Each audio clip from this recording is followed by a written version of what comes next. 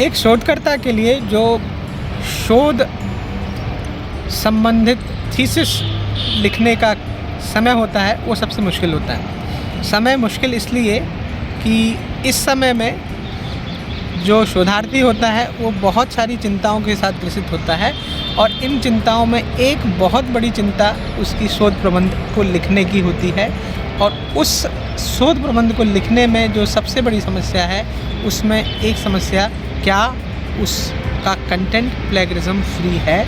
क्या ऐसा तो नहीं है कि जो मूल विचार उस शोधार्थी ने कहीं से लिया है वो प्लेगराइज्ड या किसी का ओरिजिनल कंटेंट तो नहीं है?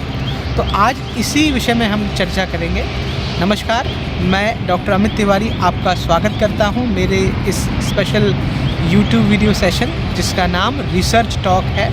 और रिसर्च टॉक में आज मैं आपके साथ चर्चा करने वाला हूं कि क्या कुछ है जो पैराफ्रेजिंग है रिसर्च के कॉन्टेक्स्ट में और किस तरह ये किया जाना चाहिए, किस तरह से पैराफ्रेजिंग यूज़ करते हुए हम कंटेंट को डीप्लेगराइज कर सकते हैं और बहुत हद तक प्लेगरिज्म के मैनेज से बच सकते हैं। तो आइए इस विषय पर चर्चा करते हैं। तो मित्रों, हम बात कर रहे थे कि किस तरह से एक रिसर्चर को पैराफ्रेजिंग इस्तेमाल करना चाहिए और पैराफ्रेजिंग के इस्तेमाल में किस तरह की सावधानी होनी चाहिए। और पहले तो पैराफ्रेजिंग होता क्या है? फॉर अ एकेडमिशियन और a researcher who does his research work in the field of reference, यानी कोई व्यक्ति अपनी रिसर्च किसी भी फील्ड ऑफ रेफरेंस में जब करता है उसके परिप्रेक्ष्य में वह जो भी काम पहले हुआ है उसको जब कोट करता है तो वो विचार उसके ओरिजिनल विचार नहीं होते। अतः इस परिप्रेक्ष्य में उसे ये इस बात का ध्यान रखना होता है कि वह उन विचारों को मूल रूप में तो रखे लेकिन उनके शब्द और उनके जो एकेडमिक वैल्यू है उसको एज इट इज़ कॉपी या टेक ओवर ना करें। As it is take over करने का नुकसान ये होता है कि जितने भी एकेडमिक रिसर्च वर्क्स हैं उनमें अगर आप किसी भी कंटेंट को एज इट इज़ लेते हो तो वो प्लेगरिज्म का कारक बनता है। प्लेगरिज्म क्या है इसके विषय में मैं अलग YouTube वीडियो पर आपको चर्चा करने वाला हूँ। बहरहाल अगर हम प्लेगरिज्म की बात करें तो प्लेगरिज्म को साइट करके प्रॉपर साइटेशन के माध्यम से भी अवॉइड किया जा सकता है।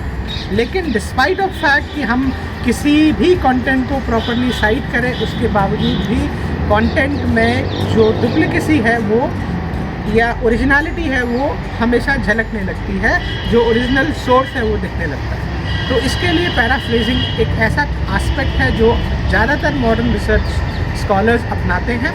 और पैराफ्रेजिंग का मतलब है कि एक कहे गए सेम वाक्य को, सेम सेंटेंस को बिना उसका मीनिंग बदले अलग शब्दों में रखना है। जैसे फर्ज करिए मैं कहता हूँ कि I am the person of good skills और अगर कोई व्यक्ति मेरे इस कहे गए वाक्य को कहीं और इस्तेमाल करता है तो वो ये कह सकता है that so and so person had stated something about himself that he और she is a person of good skills. Then बात मैंने जो कही है उसका उद्धरण वैसा ही होगा लेकिन शब्दों को अलग तरह से रखा गया। पैराफ्रेजिंग में हमारे पास कई तरह की चुनौतियां भी होती हैं। पैराफ्रेजिंग करते समय हम इस बात को भी दरअसल भूल जाते हैं कि पैराफ्रेजिंग करते समय हम क्या उन विचारों को ओरिजिनली ले पा रहे हैं या नहीं जिनको हमें लेना चाहिए।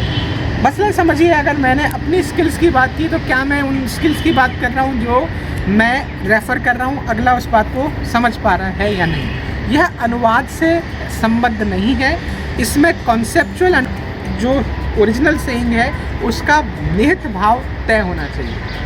हम PhD रिसर्च की या रिसर्च पेपर्स के अंदर जो भी प्लेगरिज्म के कंटेंट की बात करते हैं उसको पैराफ्रेज करने का केवल एक ही तरीका नहीं होता। पैराफ्रेजर्स की अपनी एक चुनौती होती है, इसमें लैंग्वेज का अपना एक लिमिटेशन या कुशन हो सकता है और ये भी संभावना हो सकती है कि आप जिस वर्क को पैराफ्रेज कर रहे हैं क्या वो वर्दी है या नहीं। उस भाषा में जिस भाषा का आप इस्तेमाल कर रहे हैं उस भाषा को अंगीकार किया जा रहा है या नहीं।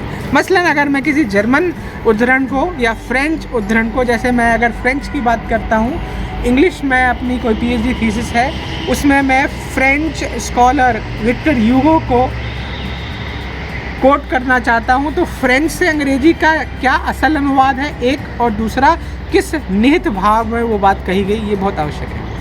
If we talk about management related subject matters, बहुत सारी थ्योरीज ऐसी होती हैं जिनमें हम वर्ड्स को या स्पेसिफिक क्रिटिकल टर्मिनोलॉजीज़ को चेंज नहीं कर सकते।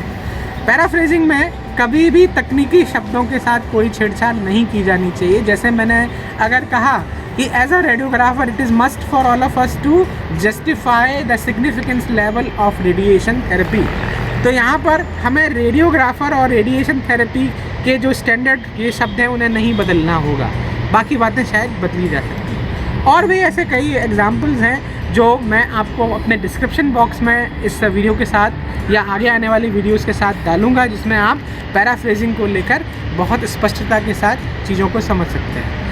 आगे की बातों में अगर हम चैलेंज की बात करें पैराफ्रेजिंग को लेकर, तो पैराफ्रेजिंग में की चैलेंज शब्दों की सीमा, शब्दों की विमाएँ, शब्दों के अर्थ और उसमें जो वैज्ञानिकता है उसके यथार्थ रूप में विक्षण या डिस्ट्रॉय ना होने की भी है।